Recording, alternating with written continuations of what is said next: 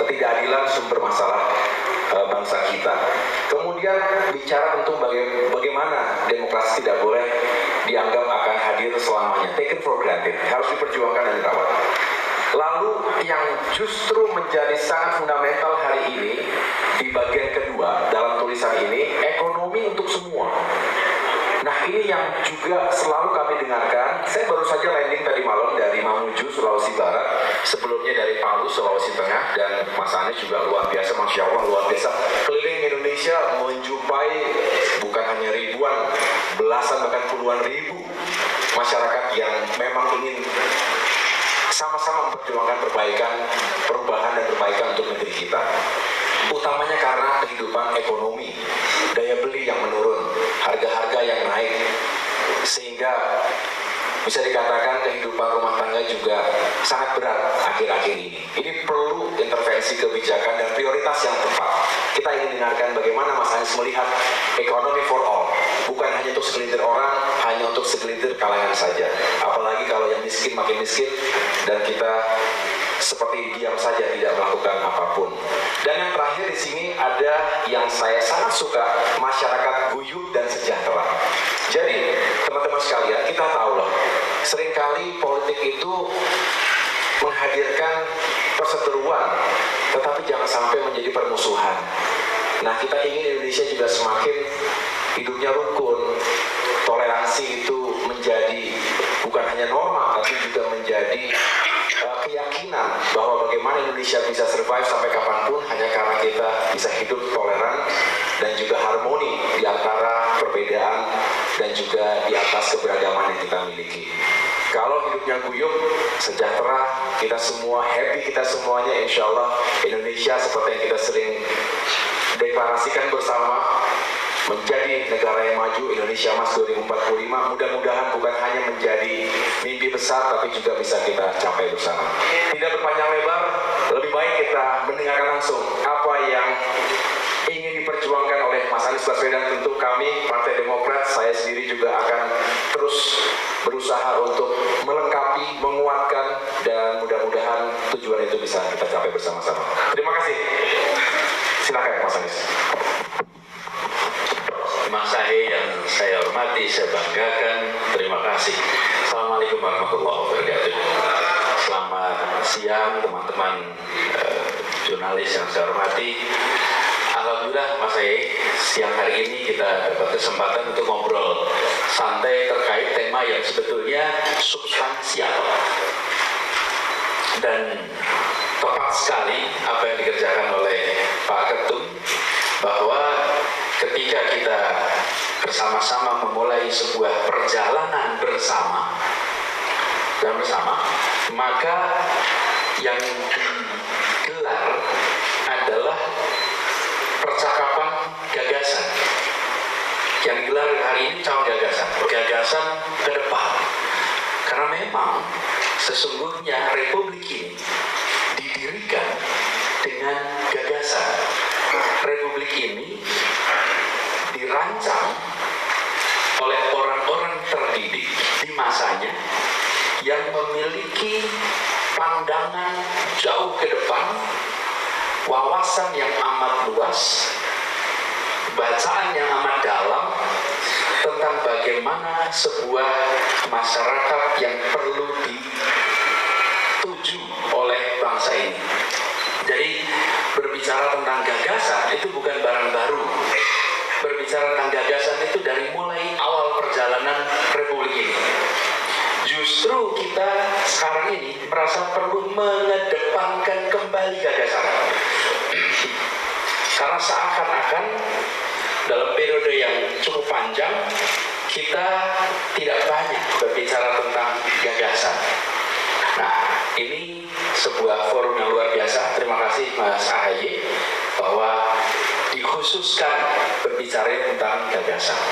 Nah, saya jadi mau cerita sedikit tentang Jakarta. Kami selalu mengatakan prediktor terbaik untuk masa depan adalah rekam jejak masa lalu. Kebijakan yang dilakukan kemarin itulah prediktor untuk kebijakan yang dilakukan ke depan. Kami kemarin ketika mendapatkan amanat di Jakarta, maka semua kegiatan yang kita lakukan di Jakarta itu memiliki 3 fase. Satu adalah gagasan, diturunkan menjadi kedua narasi. Narasi diterjemahkan ketiga menjadi karya.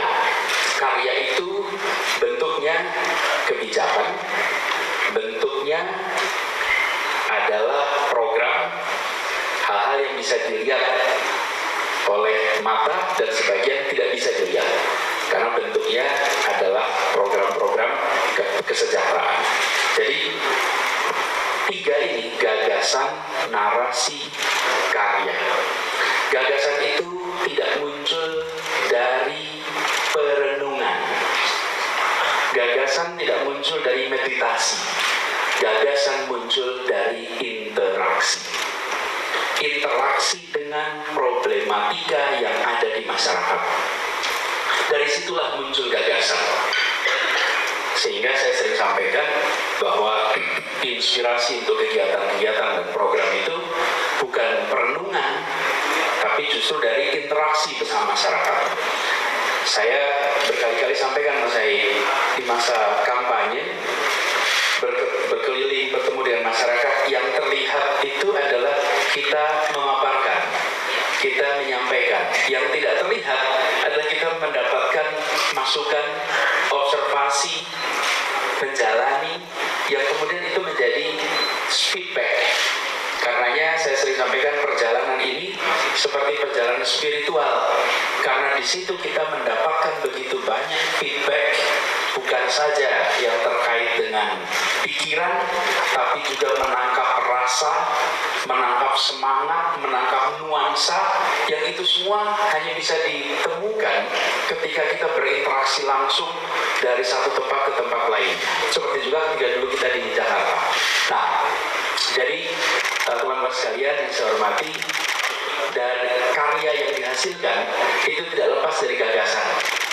Karya tidak bekerja sendirian.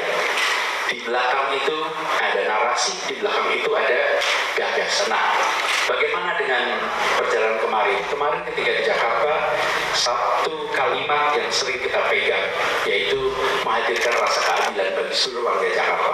Ini pegangan kita, yang kemudian diterjemahkan dalam berbagai aspek, dari mulai aspek untuk pangan, sampai aspek pada pendidikan. Dari aspek geografis, wilayah yang berada di daratan Jakarta dan wilayah yang berada di kepulauan, sampai kepada aspek usia, mereka yang berusia lanjut dengan mereka yang berusia balita. Ini adalah range masyarakat yang harus kita jangkau semuanya. Nah, jadi dengan dasar itulah, maka ke depan tadi sudah disampaikan sebetulnya sama Mas Hai, 3 butir utama ini, Mas.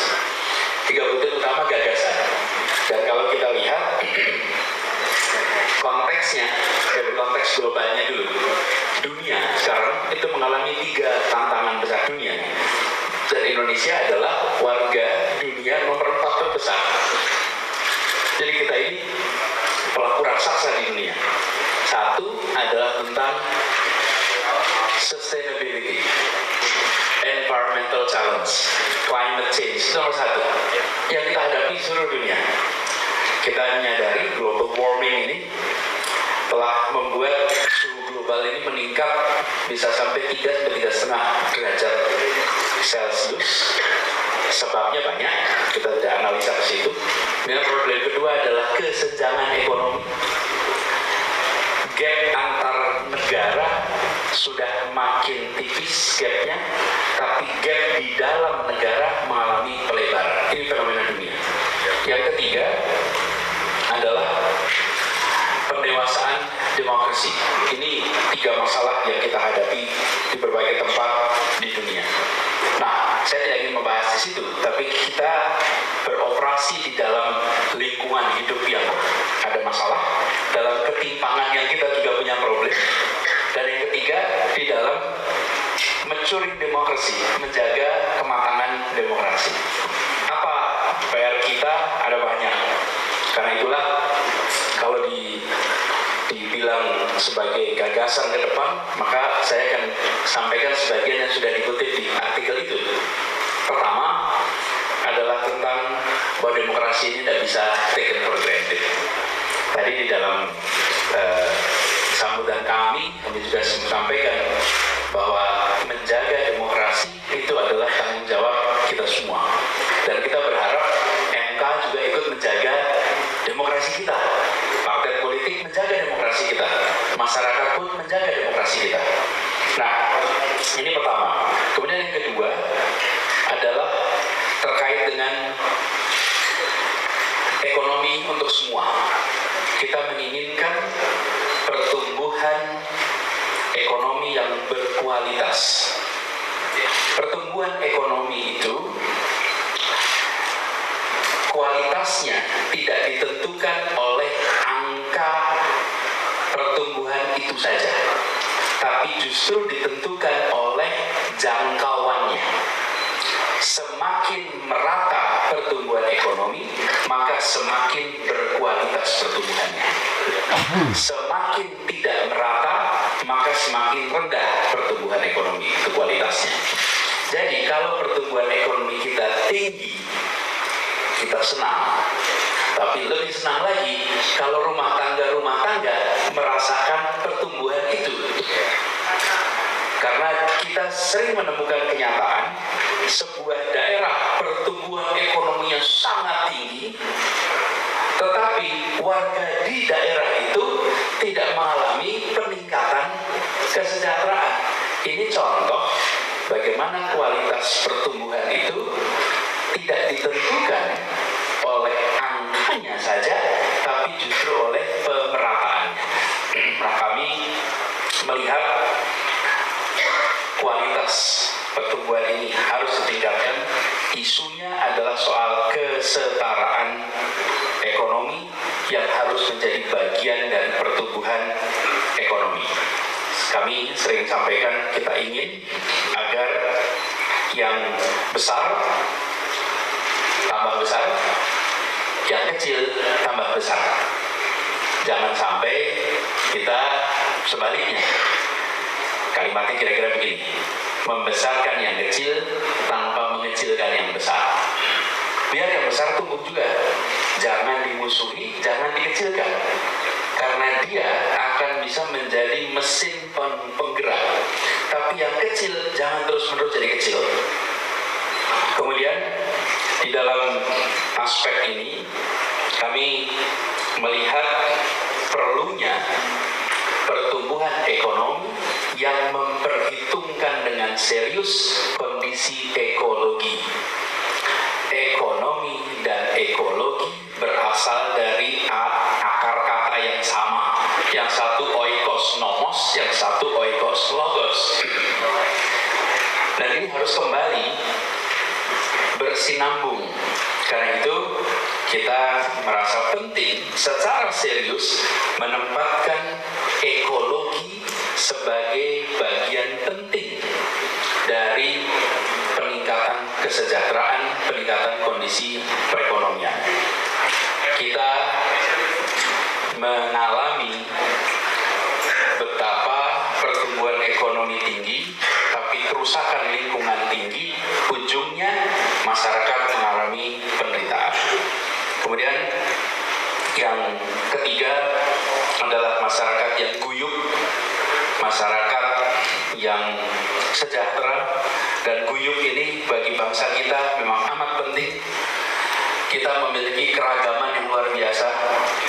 Keragaman ini adalah karunia ilahi, indah karunia Tuhan. Tetapi bersatu adalah pilihan manusia. Kita yang harus menentukan, kita harus mengikhtiarkan. Kalau beragamnya, itu sudah otomatis. Karena itu saya sering sampaikan, latar belakang itu tidak bisa dipersatukan. Karena latar belakang kita berbeda-beda. Tapi tujuan bisa kita persatukan. Tujuan kita adalah menghadirkan rasa keadilan. Dan karena itu keragaman harus diimbangi dengan rasa kesetaraan. dan kita semua ingin agar keragaman di Indonesia kita jaga sehingga muncul persatuan. Saya ingin sampaikan bahwa yang disebut sebagai kedamaian di dalam keragaman itu tidak ditandai dengan tiadanya konflik, tidak ditandai dengan tiadanya kekerasan, tapi ditandai dengan hadirnya rasa keadilan. Itulah yang menjadikan kedamaian yang sesungguhnya, bukan kedamaian yang semu. Kedamaian yang semu itu bisa dihadirkan oleh rasa takut, karena ada yang menjaga di situ muncul kedamaian. Tapi kalau yang menjaga tidak ada, kedamaiannya hilang. Tapi kalau ditopang dengan rasa keadilan, dia akan menjadi berkelanjutan.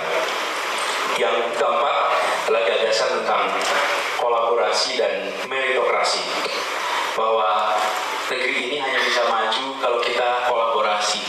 Bahasa kita juga menggunakan terminologi gotong royong. Kita menjadi mitra antar masyarakat, masyarakat dengan pemerintah, pemerintah dengan swasta, swasta dengan masyarakat. Segitiga ini dibangun untuk sebuah kolaborasi yang luar biasa, dan dalamnya ada prinsip meritokrasi, di mana prestasi mendapatkan penghargaan, kinerja mendapatkan proporsi apresiasi yang cukup. Dengan begitu, maka negeri ini akan terus-menerus bisa maju karena mereka yang mendorong kemajuan terus-menerus diberikan kesempatan untuk bergerak lebih jauh lagi. Dan yang ketiga adalah metodologi kelima adalah gagasan ke depan. Kalau disebutkan ada dua unsur politik kita ke depan: politik berdasarkan gagasan dan rekam jejak, dan kedua politik persatuan dan keadilan. Itulah politik yang kita rencana ingin jalankan, dan itulah juga yang kemarin kita coba laksanakan ketika di Jakarta. Jadi harapannya dengan begitu Indonesia kita bisa terus mengalami peningkatan kemajuan terus-menerus. Ada banyak hal yang bisa kita bahas. Ini sebagai ajakan kepada semua untuk mari kita kolaborasi bersama, mari kita jalani ikhtiar meraih cita-cita, meraih janji kemerdekaan sebagai sebuah kerja kolektif yang mendasarkan pada gagasan dan diwujudkan dalam bentuk karya-karya yang dirasakan oleh masyarakat. Demikian mungkin Mas Said sebagai pengantar untuk diskusi. Terima kasih. Kurang lebih mohon maaf. Assalamualaikum warahmatullahi wabarakatuh.